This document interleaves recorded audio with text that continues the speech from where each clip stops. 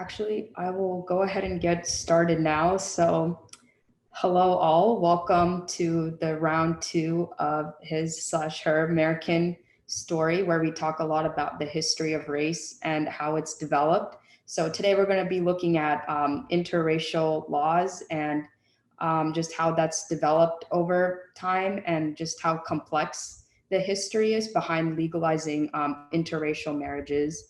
So without further ado, I am going to go ahead and share my screen. So I'll first give like a presentation about it because I know it can be an unfamiliar topic. So we'll do that and then we'll have a discussion afterwards. So just the rundown for today, we'll do introductions and then I'll cover a brief history and then we'll do like a movie overview on loving, and then we will have a discussion. So I was wondering if we could do like quick introductions. I'll go ahead and call you and then feel free to unmute yourselves and introduce yourself. So I'll start off with Nita. Hi, I'm Nita or Nita. I go by either. And I'm a sophomore at ASU and I study psychology. Awesome. Thanks, Nita. Ananya? Yeah, hi, my name's Ananya. I'm also a sophomore at ASU, and I'm also a psych major with a minor in family and human development. Thank you. Ishra? Hi guys, my name is Ishra. I'm also a sophomore at ASU, and I'm a microbiology major. Thanks, Ishra. Caroline? Hi, my name is Caroline. I'm a senior and I'm a political science major. My pronouns are she, her. Awesome. Thanks, Caroline. Mela? My name is Mela. I'm also a sophomore at Arizona State University. I study fashion design and film and media production, and my pronouns are she, her. Awesome. Thanks, Mela. Jackie? Hi, I'm Jackie. I just graduated from UMass Amherst and my pronouns are she, her. And I'm Jackie's friend, Emily, and I also graduated from UMass Amherst, and my pronouns are she, her. Oh, sweet. Welcome. Thanks for coming. We'll go with Yelena. Hi, I'm Yelena. I am a doctoral student at UMass Amherst studying Afro-American Studies and Digital Humanities. Thank you. We'll go with Dr. Seagrave. Hi, I'm Adam Seagrave. I'm a professor at ASU at Anusha in class in the spring semester, and I'm co-director of the Race in the American Story project. Thanks, Dr. Seagrave. We'll go with Charlie. Hi, I'm Charlie. I'm a sophomore at Arizona State University. I'm majoring in English with an emphasis in creative writing and minoring in women and gender studies. My pronouns are also she, her. Awesome. Thank you. Paulette. Hi, everyone. I'm Paulette, she, her, Aya. I recently graduated from ASU, majoring in political science and transporter studies. And I'm happy to be here. Thank you so much, Anusha, for inviting me. Yeah, thank you, Paulette. Then we'll go with Cormac. Hey everybody, my name is Cormac Doubling.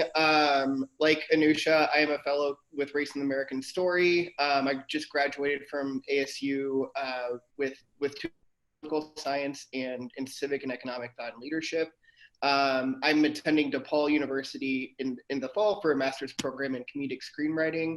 And my pronouns are he, him, and yeah. Awesome, thanks, Cormac.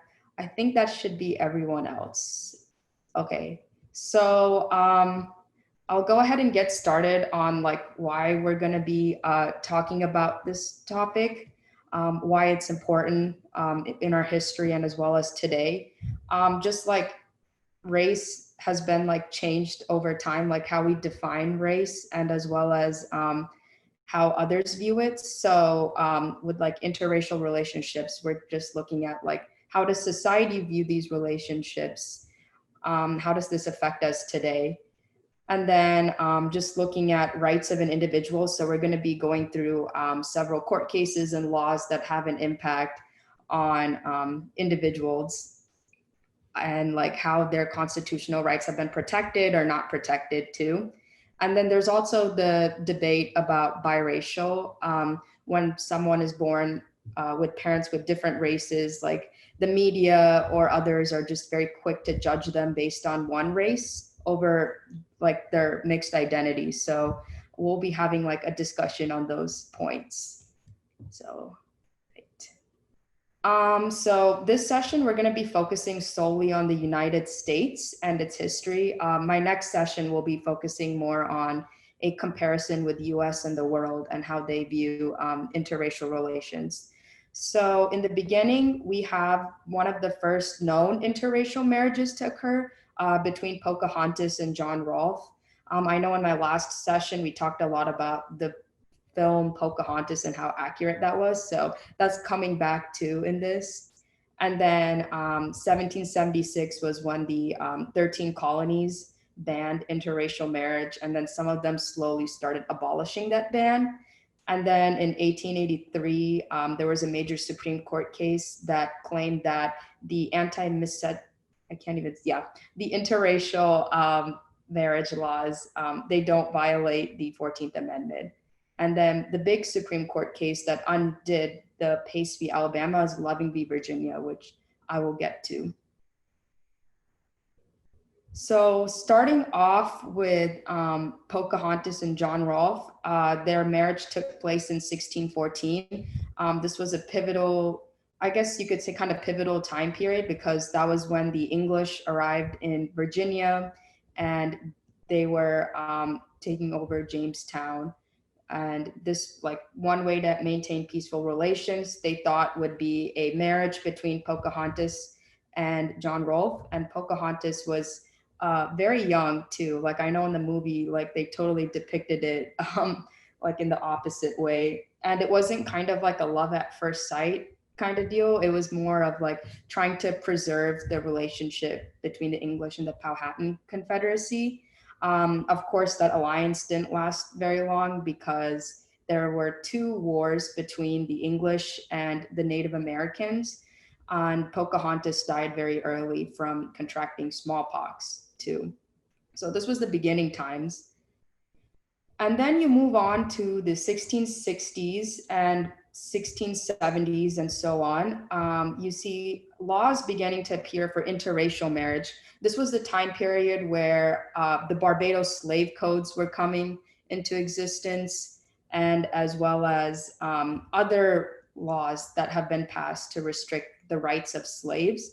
And one of the concerns for most like government officials was like interrelationships, so like the mixing of the different like races. So they passed these laws to even further restrict the rights of like especially like slaves' rights from doing like having an interracial marriage. Like the first law was passed in Maryland in 1661, and then Virginia later followed suit in 1691 with their interracial laws. And then when France was also present too. They had their own kind of law. Like it wasn't like explicitly about banning interracial marriage, but it was called the Black Code, or like Code Noir. That was just basically like, hey, a Catholic cannot marry a non-Catholic. So it was kind of similar. You could see the interracial / interreligional conflict in that sense.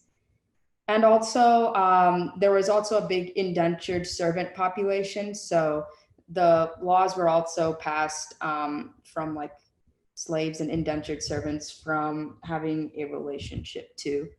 But I will get a little bit more into that. So these were just some pictures that were posted around the States, I guess, yeah. Like how society depicted anti-interracial marriage. So the word is called miscegenation. This was the term that they called starting during the Civil War. So that's just basically the same thing as interracial.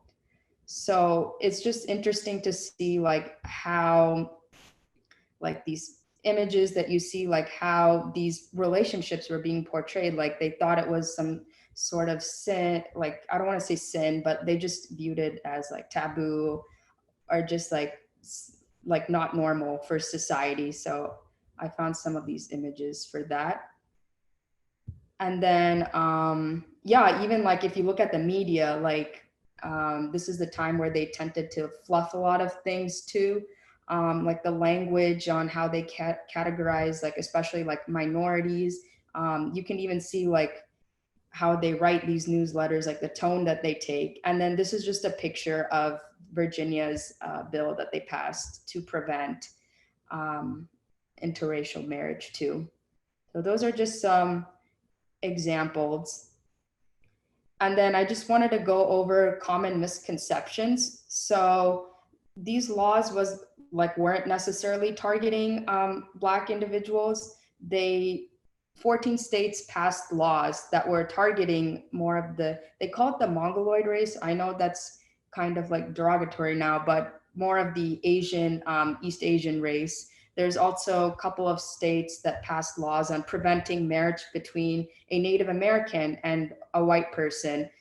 And even laws also targeted different religious groups too. Like you can't marry, like a Jewish person can't marry a white person, or an Italian person can't marry like a English or a German person. So that was also existent too. All states banned interracial marriage. That's not exactly true. Like at some point they did, but Pennsylvania was very quick to repeal their anti-miscegenation law in 1780, and Massachusetts also followed suit too. And then I'm just gonna pull this thing up quickly just to show how, like, when the laws were passed, who did it target, and when they were repealed. You see most of them were passed like either post Civil War, and they were only repealed after the Loving v. Virginia case came to be. And a lot of them, like, unfortunately, they were targeting minorities.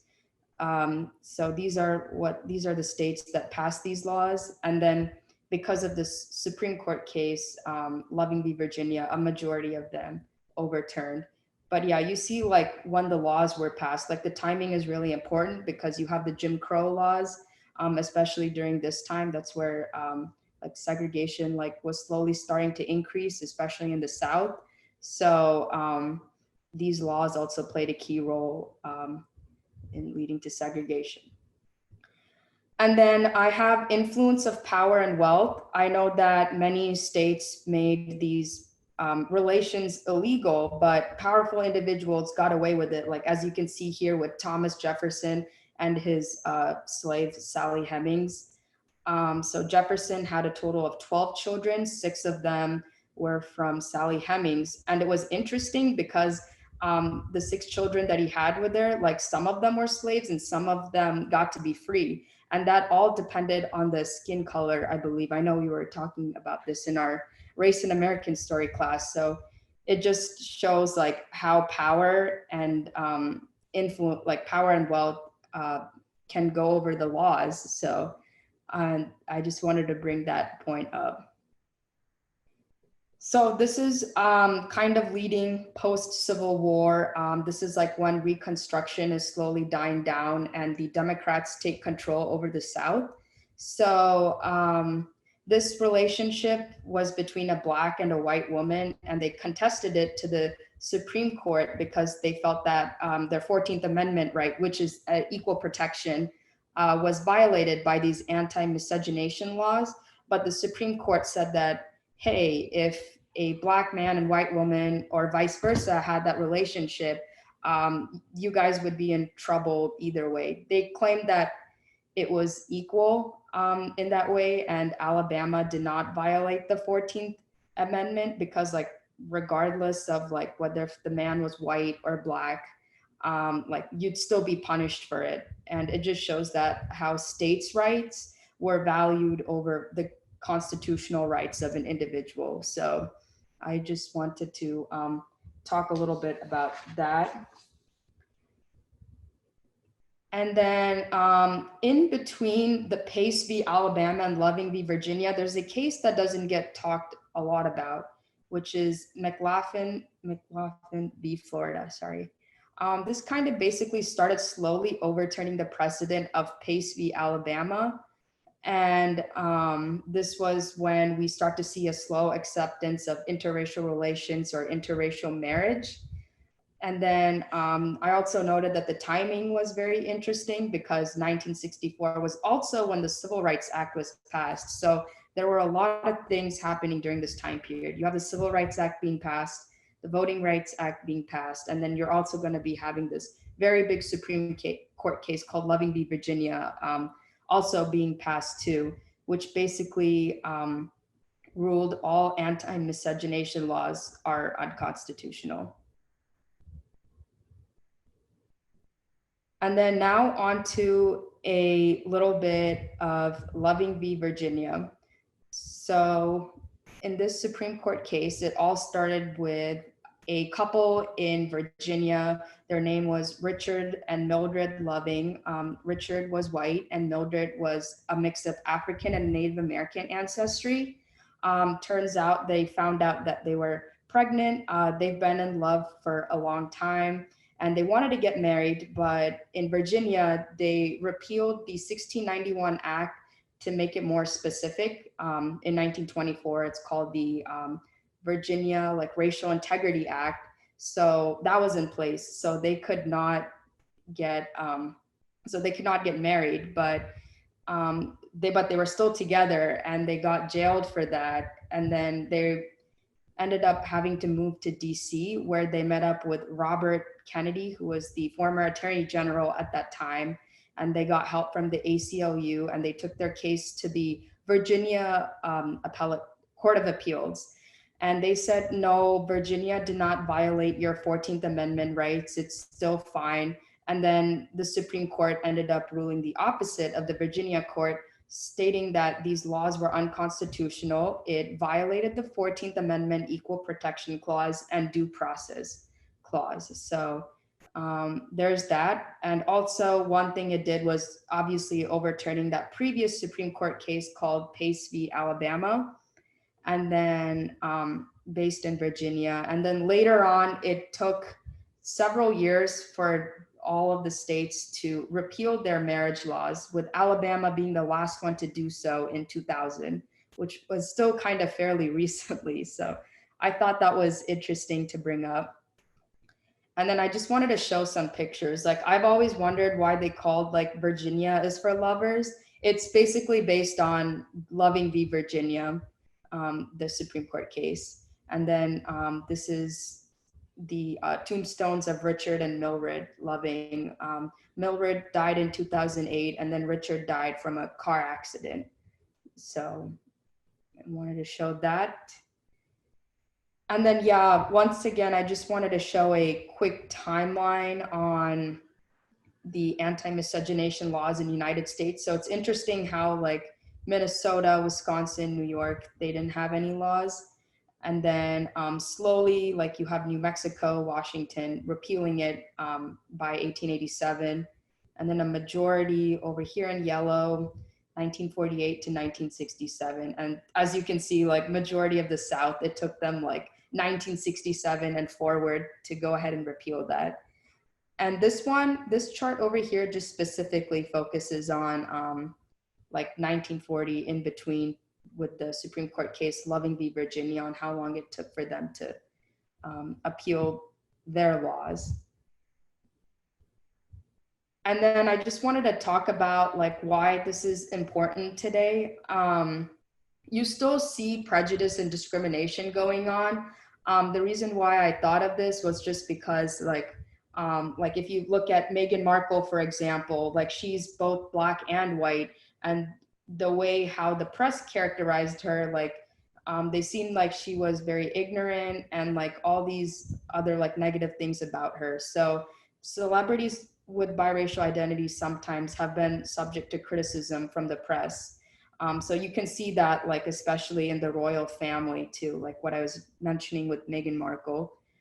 They were also saying that people in these kinds of relationships, they tend to be a little bit more open to other cultures and histories. By having a mix of different races, you'll learn how what does a white person do? What is their culture, and how is Black culture important? So slowly starting to gain acceptance. And then it's also interesting to look at the inequalities, because I know that some statistics that I pulled up is that 1 in 4 Americans like still think that like interracial marriage is just kind of abnormal and weird. So, and then there's also, one second. Yeah. And then there's also like when you request a marriage license in certain states, I think Nevada and Louisiana are good examples of that. They request you to like write down what your race is, and they ask like what race you are. So there's also still like those like loopholes and obstacles that we still have to face. So I just wanted to bring that up. Oh, and then another important point is that Loving v. Virginia helps set precedent for future equal protection cases like Obergefell v. Hodges in 2015. Justice Anthony Kennedy supported his argument with using Loving v. Virginia to support like his case on why like marriage equality is important. So I just wanted to talk about that.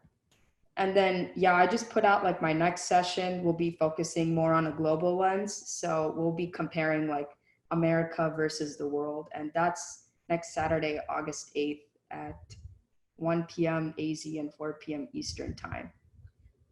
So without further ado, I am going to start the discussion just to get your all's take on what I covered. And like, feel free to bring up the readings and like the movies that you've seen too into these questions. So the first question that I wanted to start off with is, why do you think it took so long to legalize interracial marriage?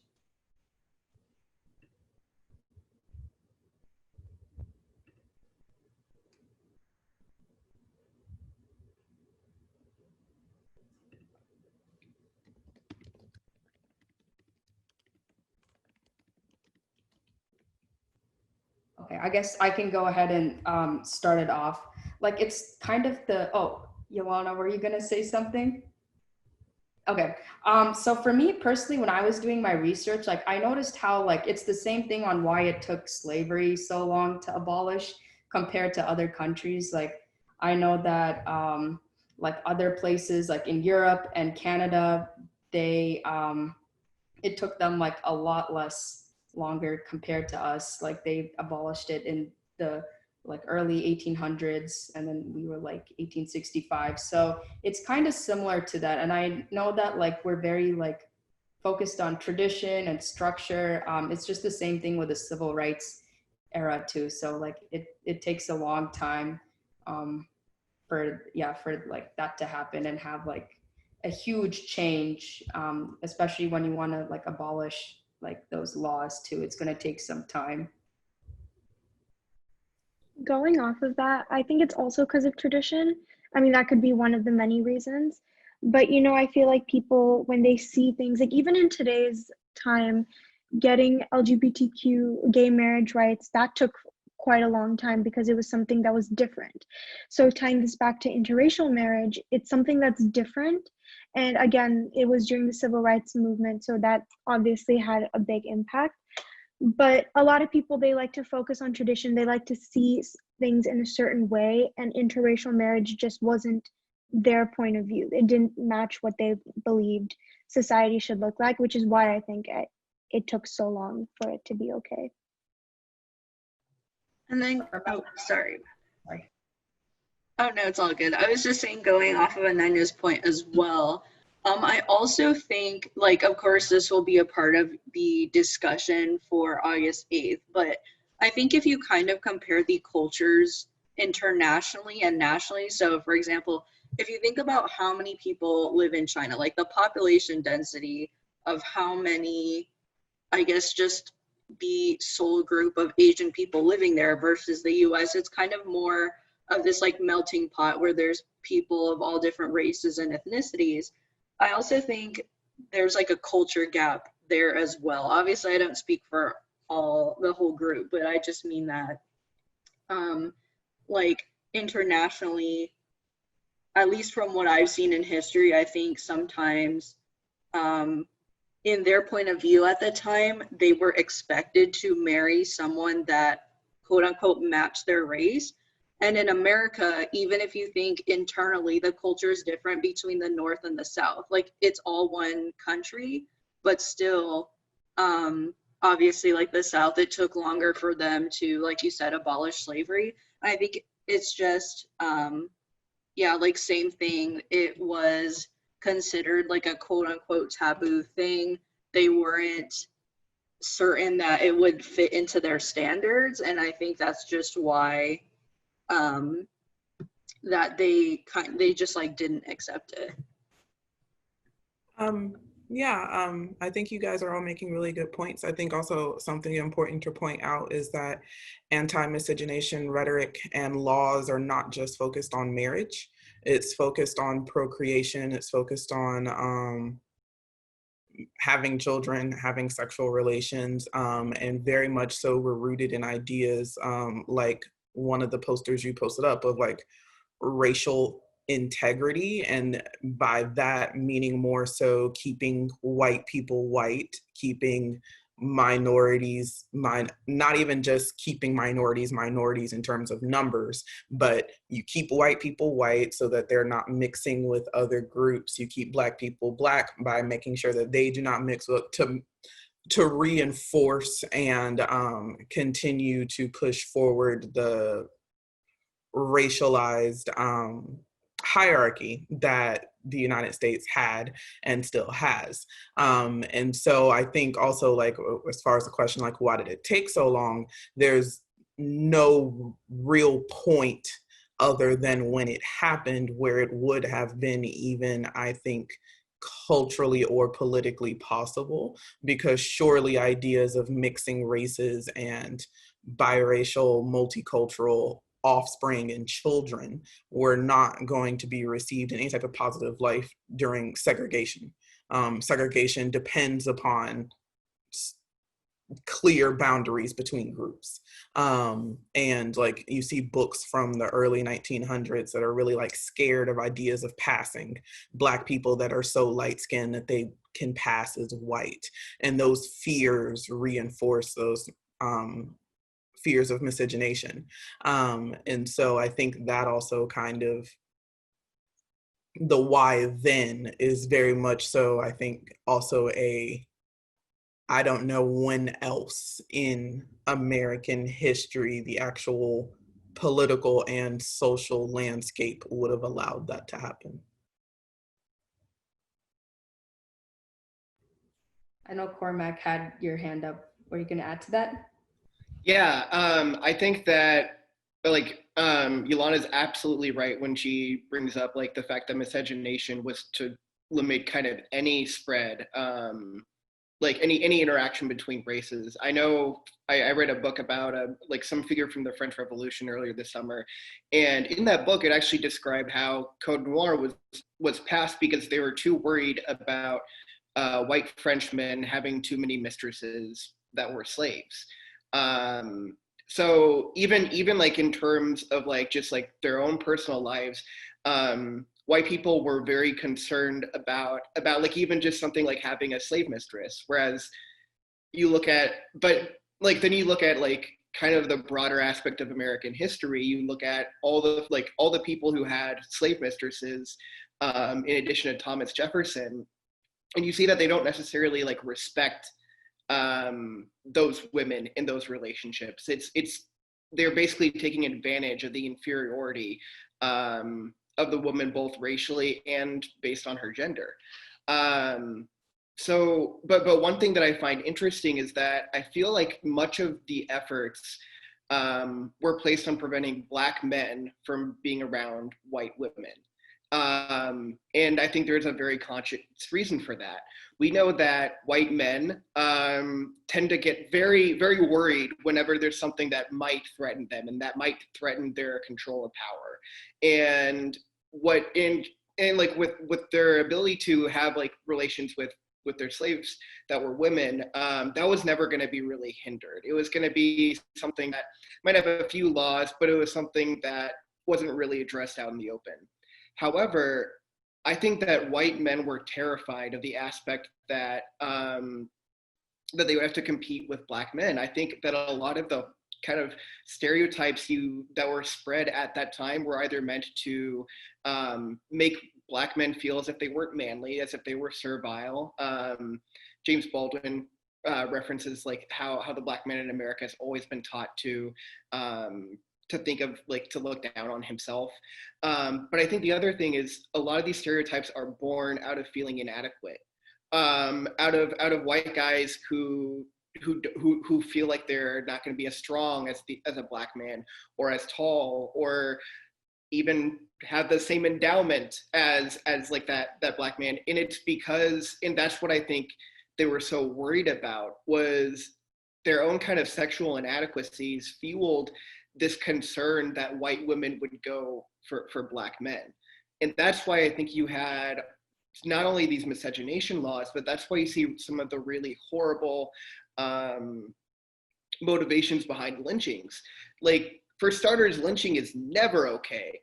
But you add on the fact that so many of those grotesque acts of violence were launched by white men who had justified like some interaction between a white woman and a Black man as like the reason for that lynching to happen. So I think that's like, there's something about the like ethos of a white colonizer, like their own personal psychology kind of impacts the way that they see race and a lot of the prejudices that they come up with.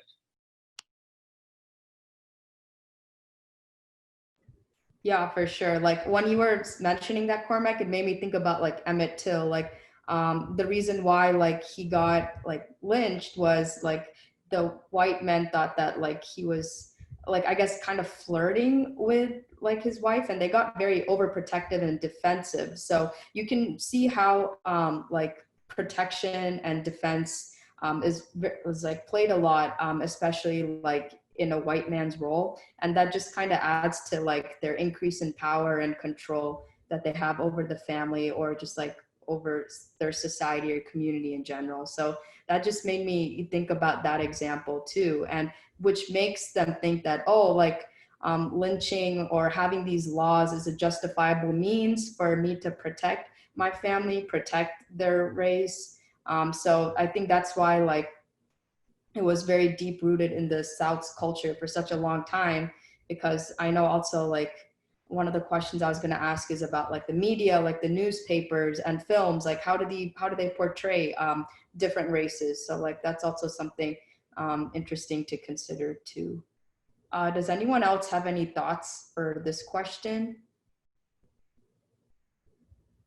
I guess I just wanted to say, like, when you're talking about those policies, you have to think about like who's making them and like what was the mindset behind making the policy. And like going off of what Cormac was saying about how it's a lot of it is about power and control, but also like about maybe feeling inadequate. Like the people who are creating the policies, it's born out of racist ideas, and then, or like again, like inadequacy. Like they feel like they need to make these policies to prevent the marriage, or it could be because of eugenics, different things like that. But then after that, the racist ideas are changed because of the policies. So you kind of have to go back. I think Ibram X. Kendi talks about it a little bit in How to Be an Anti-Racist. So I don't know if I'm like explaining it exactly right, but just looking at changing a policy is like more than just like the ideas that come out after. It's the ideas that went into creating the policy. Oh yeah, for sure. Yeah, kind of on that note, I was going to ask a question about like passing an amendment or some sort, because I know that I forgot to mention this in my presentation, but twice in 1870 and 1920, two senators tried to pass an amendment to ban interracial marriage in a federal level. But the question, what I wanted to ask is that like, you see the Equal Rights Amendment trying to like get passed to ensure that like protection for equal rights for all American citizens. Do you think that we should have an amendment for making marriage like an equal thing for all Americans? Or like, yeah, I just wanted to get your opinion on that. Like, should it be an amendment, like executive order? 100%, I think so at least. I feel like while there are laws, I was thinking about this as you were asking. There are many amendments that are there, but people don't always listen to them. For example, the 21st Amendment brought the legal drinking age. People will still drink like before 21. But with that said, having a law or something kind of written to say that this should be okay and equality, in my opinion, is a step in the right direction. So that when somebody, regardless of the law, when somebody feels like these people shouldn't be married, they have something backing them up rather than personal belief and morals, you know? And I just think that it's just good for them, I would say. Having equality and having that written down also, again, shows that progress I think that this country very much needs. Yeah, for sure. Cormac? I totally agree with that. It's about normalizing the concept that like two people from like either race can come together just out of love. I think that there's something about it being an amendment that makes it particularly something that I think would be like just particularly effective in demonstrating this, because you think of all the steps you have to take in order to pass an amendment. That's why the ERA wasn't able to pass, was because of how many just different things like stood in its way. But like the fact that you would have to build a coalition of states almost in order to pass this amendment is great, because it is showing at like the state level that like those states in those communities support interracial marriage and support people loving who they love. I think like the sheer fact that it takes so much work to pass an amendment is what would make this so effective. So absolutely, I think there should be amendment. I think it'd be really cool. But also I think there should be an ERA amendment as well. I still don't know why it hasn't been ratified nationally, but I definitely think it should be. Yeah, for sure. I know like when I was thinking about them like trying to pass like the amendments to ban marriage, it made me think like, oh, should we have an amendment for equal marriage rights, especially like different sexuality, different race. So I was just thinking about that when it came to me. Let me see if I wanted to ask another question. I lost it. Can I add on to that last question? Oh yeah, of course, go for it. The only reason why I say this, I want to be very clear before I say it. The only reason why I say this is because I think I personally have issues with the way that marriage has been structured within our society.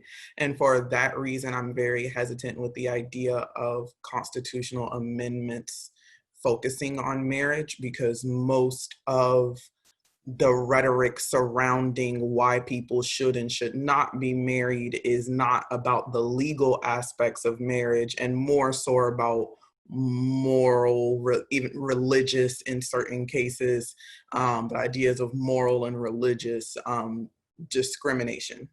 And so I don't know how I feel about having a specific, I don't know what the wording would look like when it comes to an amendment based upon marriage that wouldn't privilege certain ideas of what marriage looks like, should represent, according to class, religion, and like those types of lines. So I'm a little hesitant about the amendment. What I would like is something that not prioritizes, but makes clear that the legal aspects of marriage and the rights that come with marriage, medical emergencies, insurance, like taxes, all of these other things, that those are understood to fall under the protection of all of the amendments that we already have that go against discrimination, rather than saying like marriage is sacrosanct and everyone should be able to enter into it. I feel like that might be a slippery slope that then, what about, or like people were talking about common law marriages or long-term relationships that are not marriage due to a multitude of reasons. Like in this country, marriage is not just a idea of love and commitment. It is also a business contract and a legal contract. And so I feel like there's a way that an amendment about marriage could sway either one of those two ways instead of adequately like representing the complexities of both of those aspects of marriage. So I actually had a question based on your points. This is kind of a question for everyone though. I do completely understand what you were saying because I think there's still that residue of past history of kind of like that stigma of interracial marriages, obviously not as often and not as widespread as before, but I'm sure in some cultures, religions, etc., they're like the way that marriage is looked at is definitely different.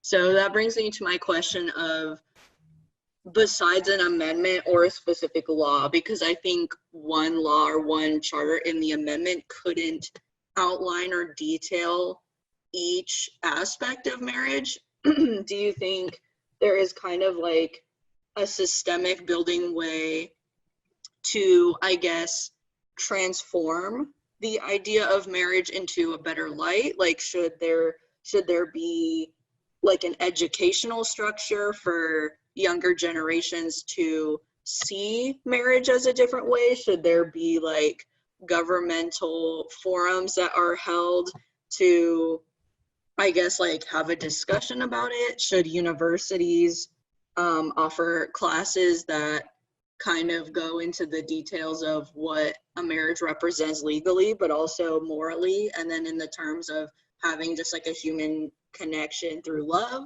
Like, what would you think could I guess shift the thinking? Because like I think it's obvious that as time goes on, our generations are shifting. Like, definitely if you compare like the baby boomers versus Generation Z or the millennials, I think each generation has a set of like values, kind of going with the point that we were talking about, how it matters where the ideas come out of a law, but also making the law / policy the ideas that come before it.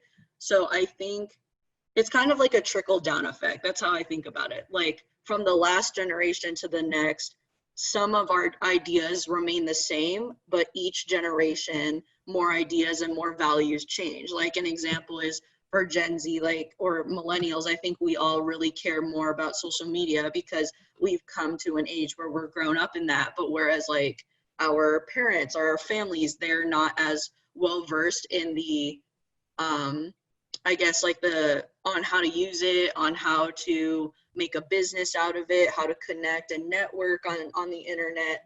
I definitely know personally my parents are very kind of like out of the loop with that stuff. So my question is, do you think there is a way for our generation and future generations for at least for the people who care, to either use like social media or powerful views that we have to transform the idea of marriage and how it's looked at? Like, even another example I can think of is like with the whole BLM movement going on. I definitely know obviously racism is an issue that's been going on since like the beginning of history. That's no brainer. I think it's something that's affected our society for a long time, international societies as well. But for some reason, at least from what I'm observing, this generation has the courage to really speak out and be like, hey, like, that's not okay, especially on social media. And I was just wondering if there's a way to like harness that power. So if I can respond to just a part of that, and then like you said, the question is for everybody. I personally, I want to be very clear, I'm saying I personally do not like the idea of teaching about like the idea of enforcing programs to teach children about marriage in a specific way, because our society already has a problem where we assume marriage is an accomplishment, like that it is a point in life that you should be striving for, that it is something great and good, and there is something wrong with you if you are not married by a certain age. There's already kind of a there's already like I don't even know, not pressure. There is pressure, but also there's just like this prioritizing of marriage that like, I don't think we need to go preach the good of marriage to anybody. I feel like everyone's already gotten that lesson one way or another, whether it's through media representations of like women being miserable until they find the perfect person or like whatever it may be. I think that when it comes to specifically interracial marriage, we are in a very weird moment because, quite honestly, mixed race, multicultural, and biracial children themselves are fetishized to a certain extent. The idea of like the beautiful child, you know, and how beautiful a child could be if they come from a mixed race household means that interracial marriages are not disliked in the same way they were 50 years ago. It's just not, you know, and so I feel like by grappling with racism, colorism, and a host of other things, we can probably better grapple with that aspect of marriage that people dislike. And I don't know. I don't know of anybody, and I haven't seen much recently about true discrimination for interracial marriage. You see what I'm saying? And I also, if anything, more often I'm seeing a lot of people saying like, one, we cannot put the ideas of getting rid of a racist society on children that are mixed of different races or relationships that are mixed of different races. That is not a benchmark. And so I'm wary of relating marriage to progress, no matter who's entering into it. But I'm very interested to hear what everyone else thinks. Cormac, I know you had your hand up, so go for it. So Elena's comment like made me think about just some of the many ways the government almost discriminates against people like individuals as opposed to families. Families tend to get more welfare even if like there isn't a pandemic going on. I don't know the exact way that the stimulus package addressed this, but usually families get much more assistance from the federal government rather than individuals.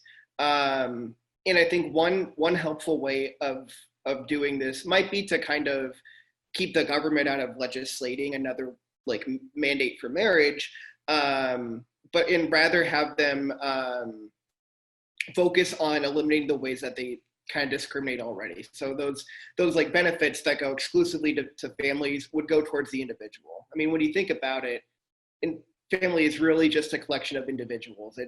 They should just be able to like receive that welfare from the government simply because they are an American citizen, not because they are an American family. One way that I think that we can kind of overcome this problem actually comes from like the entertainment industry, which I think Elena kind of referenced. And the important part of that though is that you don't fetishize like an interracial marriage or anything like that. You tend to get that like a lot in movies. And one way to do this is just to have like to just normalize interracial couples being on screen. One of my favorite actors is Kumail Nanjiani, and even though he kind of made a point about how he has an interracial marriage, like in The Big Sick, like it's one of the prevailing themes is how someone from Pakistan was able to fall in love with a woman from America. His movie Lovebirds features him and a Black woman, and I haven't seen all of it. I've only seen kind of clips, but they're both just like totally equals in that relationship. They're not constantly mentioning like, oh, our kids are gonna like look great or things like that. They just seem like a normal couple, and that's wonderful because it lends authenticity, and it's something that that like when kids see a commercial for the Lovebirds, they think that's something that's totally normal. And because race is such a social construct, kind of introducing like those kind of interracial couples from the beginning is really helpful for children. Kind of going off of that, about how it's portrayed in the media, I have a few examples that kind of come to mind. One would be, I watch a show called The Flash, and in The Flash, the lead woman is Black, and she gets together with the Flash, and they're shown as this normal couple. You know, I watched the show with my parents, and one of the things we all noticed when we were watching it early on was just that how normal it seemed, you know? And it was kind of like what Cormac was saying, like a lot of movies and TV shows try to make it like this really big deal, like this new idea that's never been heard of before, but it's not. And watching shows like this, or just seeing people on social media or in the media, whatever it might be, just seeing that is just a normal thing. That's how it is. And the other thing that kind of came to mind in terms of like discrimination in a sense was, I was watching this interview recently of Shay Mitchell. She just had a baby with a Black man, and there was something that she was saying that like people were criticizing her for not getting married to this man, and they were saying like, you know, you should get married, you have a kid. Like, there were all these people who don't know her, they were just trying to put her in a box when that's not what she wanted. And some people don't want to get married, some people do, but the fact that someone was like, you should, you know, you'd be a very good icon for interracial marriage, I think those kinds of statements, while like they could be flattering depending on how you view it, they can also be quite constricting, you know, by someone telling her or anybody being like, you could be the face for this. It's like, don't need to have a face. It's a normal part of life, you know? You don't choose who you fall in love with, and you shouldn't have to like be, you know, told what to do with your life. And I just think those two examples, and there are many more of course, but these two examples kind of resonated with me. Like, yeah, that's essentially what I have to say. Yeah, I was also gonna add quickly too, like it made me think about in recent lights of like changing the names of like the football team and like the entertainment industry. Like Kristen Bell was voicing a biracial character on South Park, I think, and she decided to step down. So I thought that was interesting, like with biracial or multiracial representation in the media, that there's still like lack of representation from like that particular group. So it just kind of like opened my eyes to that, to see like how we can do a better job on that. And I'm not sure if we discussed this in like a previous session, but I know like we were talking about like Rashida Jones, like how she plays like predominantly like more characters who are like based off white people, because she's biracial too. But like in The Office, Parks and Rec, and like many of the movies she's in, like I don't know who made a point about it, but like she plays like more like predominantly like white roles. And then like I think someone brought about like Blackish, like they didn't know that she was Black. So I thought that was like really like an interesting thing to consider too. Like, where is the line for like biracial or like multiracial individuals in the media industry too? Sorry, really quick, because you mentioned Blackish. I do watch Blackish like a lot. Anusha knows this, but there was an episode that really stuck out to me personally, and it was an episode on colorism, and I promise I will like relate it back to the interracial marriage topic. But they were talking about how darker skinned Black people aren't as represented in the media versus lighter skinned Black people. And on Blackish, they were talking about, because they're supposed to be a family, right? So we're talking about how some individuals of the family are lighter skinned, but that's because they're mixed because of like the way their family is. And something that kind of like intrigued me was just kind of how you were saying, like not as many like mixed representation. I would say they try to have it, but when they say you're mixed, it was kind of something you mentioned at the beginning of the meeting. When they say you're mixed, they either put you in a box of saying you're white or you're Black. Like you can't be both. And if you act like too Black, you're not embracing your white side, and like vice versa, and you're not included in communities like that. And that was all like in this episode of Blackish on colorism, which I thought was really interesting, because like some members are lighter skinned, but then they're automatically assumed to be like mixed or like not fully Black. And then obviously the same would go for the opposite side.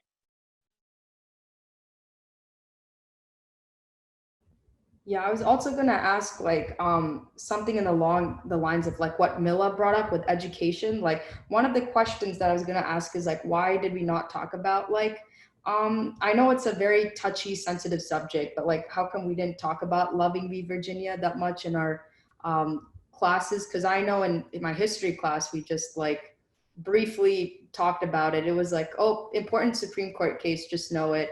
So I think definitely like bringing light um, to like these kinds of relationships and the importance of that is like really important in classes, like especially like more in like secondary schools, in my opinion. So yeah, like Mila, I just wanted to touch on that education piece because I think that's really important. And when I was doing these research, like especially learning about Thomas Jefferson and Sally Hemings, like I didn't even know about that. I only knew about that until I got into the Race and American Story class. I was like, oh, they had an affair. So it's just interesting, like how that's not covered with our curriculum. And I know there's a very big debate. Like we could spend hours on talking about like with the 1619 project and like I think Senator Tom Cotton, like that big debate. So I know like education is like definitely sometimes can be the way to go for that if we can't pass the like amendment.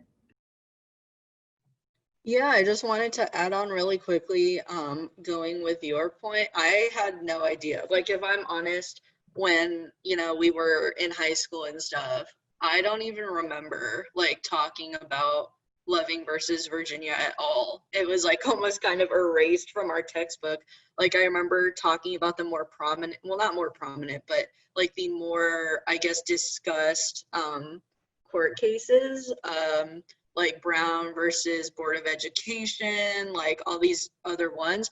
And even though in my government class we did like several presentations, we did mock court trials and things, we never talked about Loving versus Virginia. So I thought that was so interesting, how there were many instances where like states tried to prevent interracial marriages, and now it's almost like to be trendy, or to be, fetishized, like kids who are biracial or they're mixed, they're seen as like this kind of exotic object, and just like that extreme shift of like a societal image it's just so intriguing that like an image could shift so fast.